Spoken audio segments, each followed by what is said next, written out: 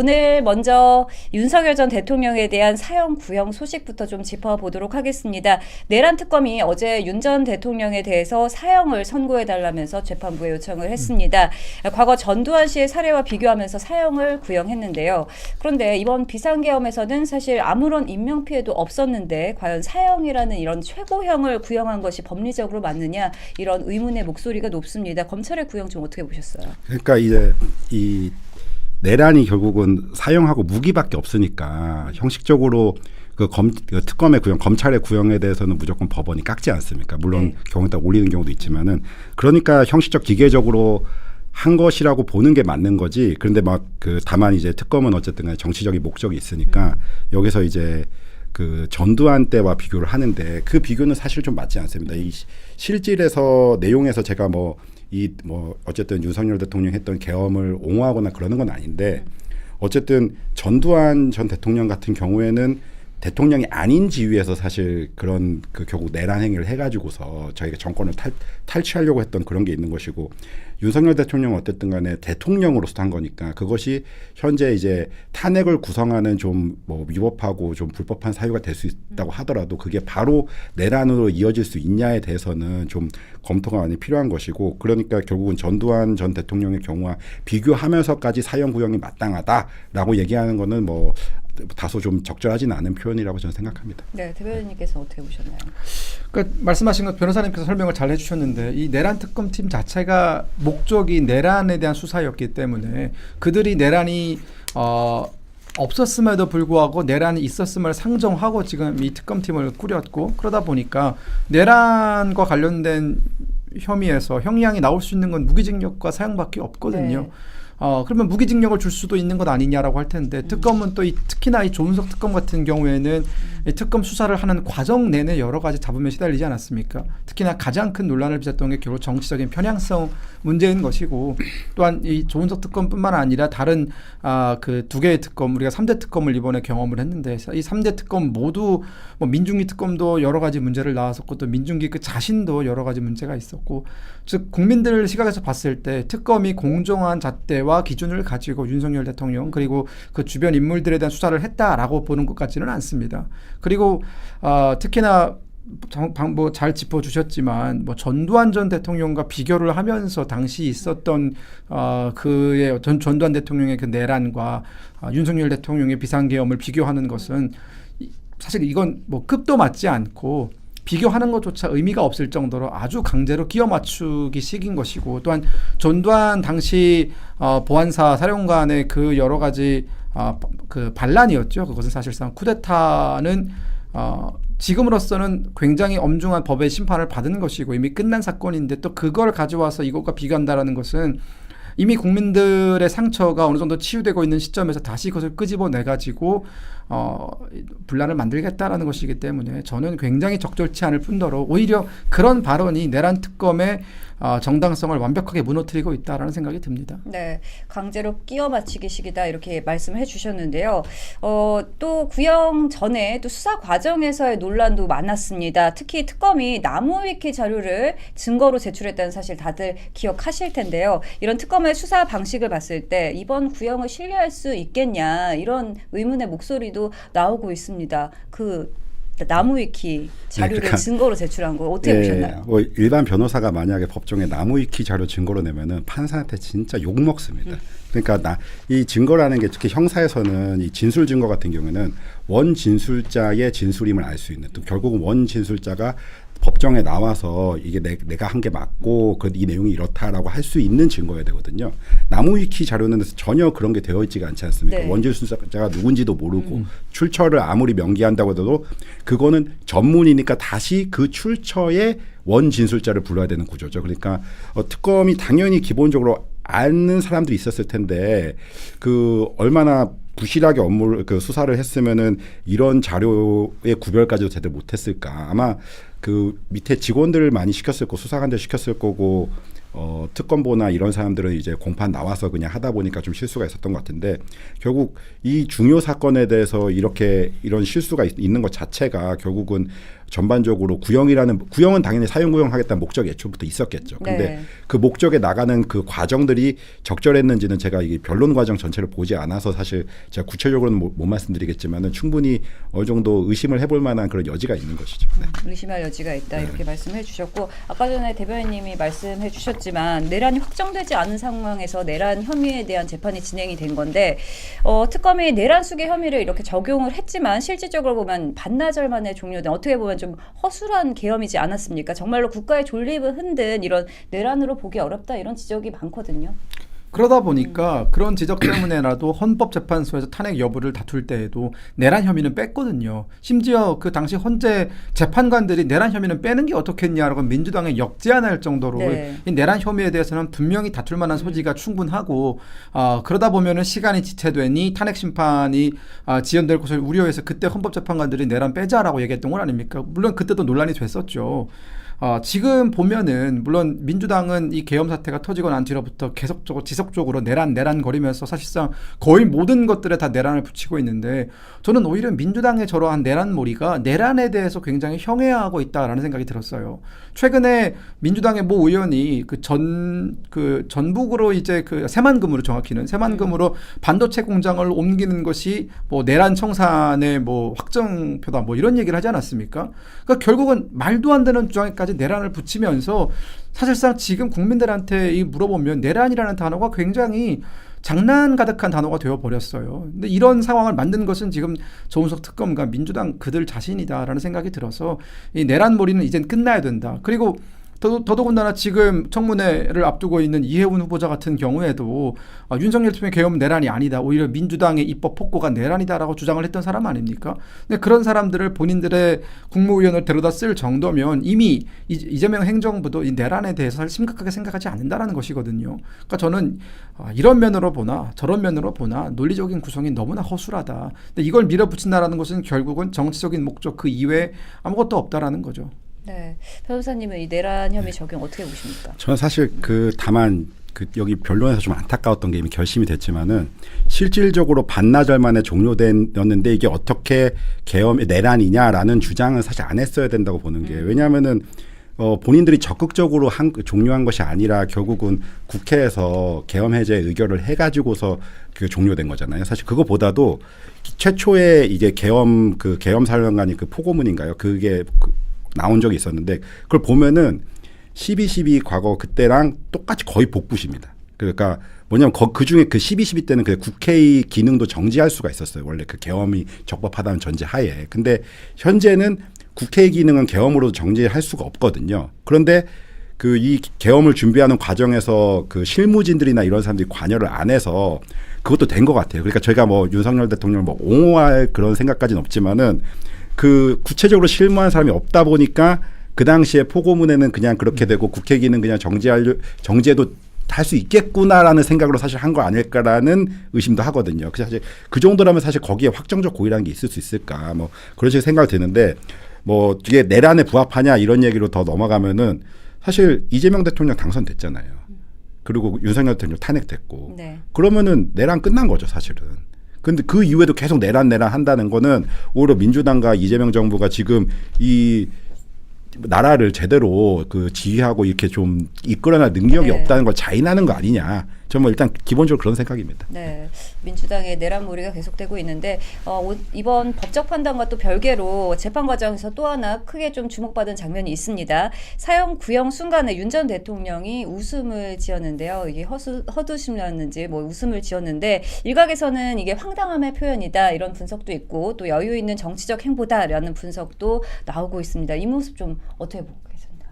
일단 여유가 있을 것 같지는 않아요. 사실 재판을 지금 굉장히 오랫동안 받고 있고 또한 구속된 지 시간이 많이 흐르지 않았습니까? 그 사이에 눈에 여러 가지 무리가 가서 이제 지병도 도졌었고 상당히 지금 신체적으로나 정신적으로 어려운 시기를 견디고 계신다라는 생각은 들었어요.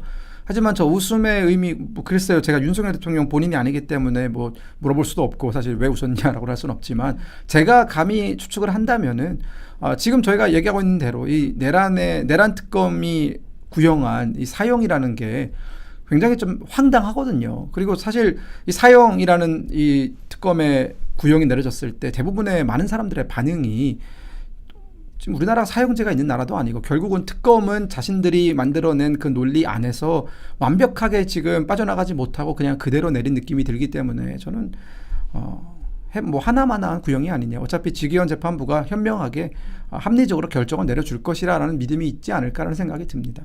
네, 이렇게 웃음을 지으셨습니다. 극형이 구형됐는데도 어떻게 보면 이제 중압감을 드러내지 않는 모습이었다 이렇게 볼 수도 있을 것 같은데 이게 향후 또 재판 과정이나 또 지지층 결집 측면에서 윤 전 대통령에게 좀 유리하게 작용할 것이다 이렇게 보는 시선도 있거든요. 어떻게 보십니까? 저도 거기에 공감합니다. 사실 윤석열 대통령이 검찰총장 검사 마치고 곧바로 다른 정치 경력 없이 대통령이 되는 바람에 오히려 다양한 실책을 범했다고는 생각을 하는데 기본적으로 그 정치를 하지 않았다면은 그 인간적 매력은 되게 있었던 사람으로 좀 평가를 받거든요. 뭐 결혼 전에는 하도 그렇게 후배들 술 사주고 해가지고서 뭐 예금이 뭐 2천만 원도 없었다고 하고 어쨌든 간에 호인의 이미지가 좀 있는데 이제 어느 정도 이제 술도 오랫동안 안 했고 그리고 또 사회적으로 살기 위해서 자기가 어떻게 보여야 되는지도 조금 알 텐데 아무래도 지지자들은 불안해하고 초조해하는 그 리더를 따르고 싶어 하지 않거든요. 여전히 사회적으로 살려면은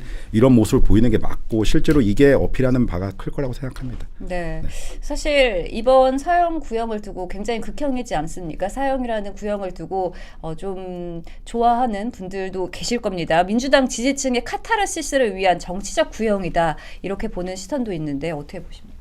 이게 만약 윤석열 대통령에 대한 사형 구형이 누군가의 카타르시스로 사용이 된다면은 그 사회는 굉장히 넘지 말아야 되는 선까지는 넘는 겁니다. 그러니까 누군가의 죽음을 두고 우리가 사실 윤석열 전 대통령이지 않습니까? 그러면 내가 그 사람을 찍었든 찍지 않았든 혹은 생각하는 방향이 같든 같지 않든 국가적인 차원에서 봤을 때는 전 대통령에 대한 사형 구형은 굉장히 무거운 이슈거든요. 그리고 국가의 비극 아닙니까? 그러면 그 비극에 대해서는 사실은 설령 뭐 마음이 좀 다르다 하더라도 표정 관리 정도는 해야 되거든요. 그게 상식 있는 사람들이고 그게 지금 21세기의 어떤 그 정치 아니겠습니까? 근데 그와 반면에 전 대통령에 대한 사형 구형을 두고 마치 물 만난 고기처럼 기뻐서 뭐 어쩔 줄 몰라 하는 모습을 보인다면은 그건 정말 정치의 막장을 보여주는 것이기 때문에 저는 우리가 좀 선진적인 정치를 했으면 좋겠다. 아무리 생각이 다르고 우리가 아무리 서로 으르렁거려도 정말 넘지 말아야 되는 선은 넘지 않았으면 좋겠다. 그게 대한민국 정치를 위해서도 우리 국민을 위해서도 또 사회 통합을 위해서도 맞는 방향이라는 생각이 듭니다. 네, 또 좀 짚어봐야 될 게 앞으로 재판이 좀 줄줄이 남아 있습니다. 윤 전 대통령을 비롯한 피고인들의 변호인단이 재판부 기피 신청이나 또 위헌 법률 심판 제청, 대규모 증거 조사 등 이렇게 강경한 법적 대응에 나설 것이다 이런 관측이 나오고 있는데요. 앞으로 좀 어떻게 진행될 것이라고 보십니까? 아무래도 뭐 중요 인물이니까 최소한 그 증거 조사는 좀 더 치열하게 하겠죠. 뭐 기본적으로 구속 기간이 신급당 6개월이지 않습니까? 4+2 그리고 또 거기서 이제 뭐 추가건에서 계속 구속 기간이 늘어나겠지만은 기본적으로 법원의 그 나쁜 관행 중에 하나가 구속 기간 내에 어떻게든 재판을 끝내겠다라는 게 되게 큽니다. 그래서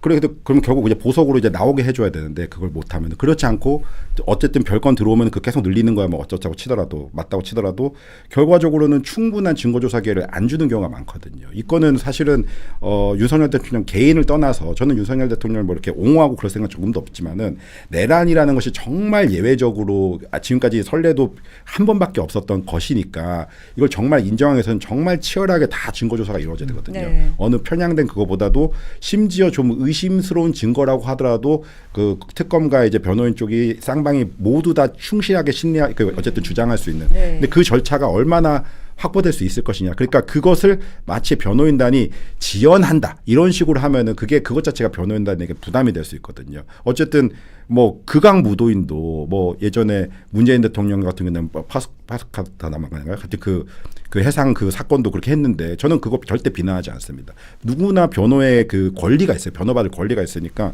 그 차원에서는 변호인단이 충분한 정도의 증거를 어쨌든 신청하고 그에 따라서 신문도 할 수 있고 뭐 다양하게 할 수 있는 기회가 주어져야 된다. 그리고 그것을 지연이라고 부르면 안 된다. 이렇게 생각하고 있습니다. 네, 사실 똑같이 적용을 받아야 되는데 윤 전 대통령에 대해서는 2심부터는 또 전담 재판부가 들어가지 않습니까? 좀 굉장히 불공정하다 이런 생각이 들거든요. 어떻게 보십니까? 제가 그거를 모르고 위헌 법률 심판 제청이 왜 있나 했는데 그 내란 전담 재판부 저는 위헌이라고 강하게 보고 있습니다. 처분적 법률이고 특정 개인에 대한 사실 법률이 되는 거라고 생각해서 그 헌법재판소가 사실 이거는 뭐 저희 개인의 의견입니다만은 예전부터 계속 그 대법원이 언제나 헌법재판소보다 위에 있는 기관, 대법관이 안 된 사람들이 헌법재판소 재판관이 되는 그런 개념이 있었는데 헌법재판이 갈수록 이제 박근혜 대통령 때부터 어쨌든 그 전에 관습헌법, 수도 이전 관련해서 그런 것 굵직한 이슈에 대해서 때리면서 결국은 어느 정도 헌법재판소의 위상이 상당히 올라갔단 말이죠. 그 과정에서 대법원이 결국은 이제 지금 이재명 대통령하고 각을 세우니까 헌법재판소는 오히려 이때가 기회다라고 좀 생각하는 면이 있는 것 같습니다. 그래서 이 내란 전담 재판부에 대해서 저는 뭐 강하게 위헌이라고 생각하는데 제 개인의 의견이 무조건 맞는 건 아니지만은 헌법재판소가 이걸 법리적으로 안 보고 애초에 헌법재판은 어느 정도 정치적일 수밖에 없지만 정치적으로 판단해가지고서 이 내란 전담 재판부가 합헌이다 이렇게 본다면은 또 모르겠는데 어쨌든 간에 글쎄요. 저는 뭐 이것에 좀 더 여지가 있고 공정한 재판을 받을 권리는 극악무도한 그 범죄자한테도 있어야 되는 거니까 그러면서 뭐 좀 절차가 잘 진행됐으면 좋겠다. 이 정도 의견 드립니다. 네, 앞으로 어떻게 진행될지 좀 잘 살펴봐야 될 것 같습니다. 국민의힘 내부 상황도 좀 짚어봐야겠죠. 이번 구형으로 앞으로 있을 이 재판을 계기로 윤 전 대통령을 지지하는 이 강성 지지층과 또 선거를 앞두고 거리를 두기를 이제 고민하고 있는 당내 쇄신 세력 간의 갈등이 더 커질 수 있다. 이런 분석이 나오고 있거든요. 당내 분위기 어떨 것 같습니까? 제가 확실하게 말씀드릴 수 있는 건 윤석열 대통령이 뭐 계엄이 옳았다라고 주장하시는 분들 혹은 탄핵은 잘못됐다. 저도 뭐 탄핵은 잘못됐다고 생각하는 사람 중에 1인인데 그런 사람들 뭐 여러 스펙트럼이 있습니다. 지금 지지층 안에.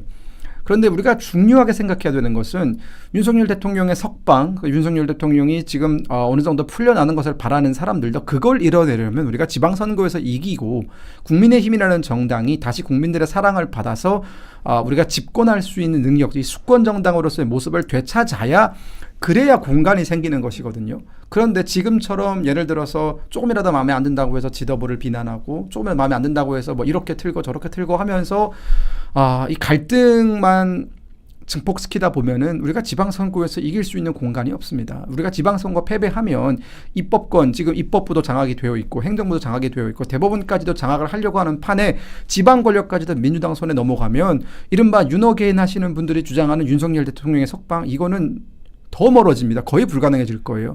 그래서 저는 그렇기 때문에 우리 모두가 원하는 것은 결국은 선거에서 이겨야만 다 이룰 수 있는 겁니다. 선거에서 이겨놓고 그 다음에 누군가의 잘잘못을 논하고 누군가의 어떤 그 가르마를 그때 판다 하더라도 지금은 이기는 거에 집중하고 이기기 위해서 뭐든지 다 하고 있는 장동혁 지도부를 좀 믿고 기다려줬으면 좋겠다라는 그런 말씀을 좀 드리겠습니다. 네, 사실 민주당은 이 이슈를 계속해서 선거 국면까지 계속 끌고 갈 것이다 이런 관측이 많은데요. 앞으로 어떻게 좀 관측하십니까? 뭐 제가 관해서. 뭐 정치인 아니니까 정치적 시각으로 말씀드리긴 뭐하지만은 기본적으로 당연하게 지방선거까지 이 구도를 끌어갈 거고 이미 뭐 김병기 의원이나 뭐 원내대표나 강선 의원 건이나 여러 가지로 악재가 있으니까 당연히 그렇게 하려고 하겠죠. 그런데 제가 생각하는 거는 민주당이 지금까지 뭐 이번 대선도 이겼고 심지어 선거를 거의 다 이기지 않았습니까? 그거는 자기네 주장을 얘기하되 어느 정도 합리적인 대안까지도 제시를 했기 때문이라고 봅니다. 뭔 얘기냐면은 탄핵이 정당하다 안 정당하다의 개념에 대해서는 이제 각자 의견이 있을 수 있겠지만은 그게 어떤 저희가 그 개인의 자리에서 얘기하는 게 아니라 이 시스템이 헌법재판이라는 시스템이 그 결정을 내렸으면은 그 공당인 정당은 그거를 존중하고 사실 시작을 해야 됩니다. 이게 우리 집토끼들한테만 그 어필하려고 하다 보면 사실 장동혁 대표나 뭐 여러 정치인들이 요번 그 내란 국면에서 어쨌든 오히려 윤어게인을 해가지고서 광장에서라든지 자기의 정치적 입지를 확보한 분들이 있다는 걸 알고 그 입지 때문에라도 다른 선택을 못 한다는 건 전 이해는 하지만은 당대표 제가 뭐 국민의힘의 일을 얘기를 할 건 아니지만 그래도 당대표식이나 되는 사람은 자기의 정치적 입지보다는 결국은 선거를 어떻게 하면 이길 것이냐를 고민해야 되는데 그 고민을 보임에 있어서 그 다시 윤어게인을 한다라는 거는 저는 뭐 그 올바른 선택은 아니다. 선거에서 지는 선택이다. 이런 식으로 생각하고 그거를 바꾸고자 비판하는 사람들을 마치 잡음을 낸다. 이렇게 얘기하면 안 됩니다. 사실 그렇게 하면은 어디까지나 이 민주주의가 운영되고 이게 결국은 더 나아가는 건 정반 합이 있기 때문이고 언제든 비판적인 의견이 호용될 수 있고 다수와 소수가 바뀔 가능성이 있기 때문인데 그러지 말고 단합하자라고 하는 건 사실 그거는 선거를 이기기 위한 그 목적에는 맞지 않다는 게 제 개인의 의견입니다. 네. 알겠습니다. 1심 선고일 설 연휴 직후인 2월 19일에 잡혀 있는데요. 재판부가 어떤 결정을 내릴지 좀 지켜봐야 할 것 같습니다.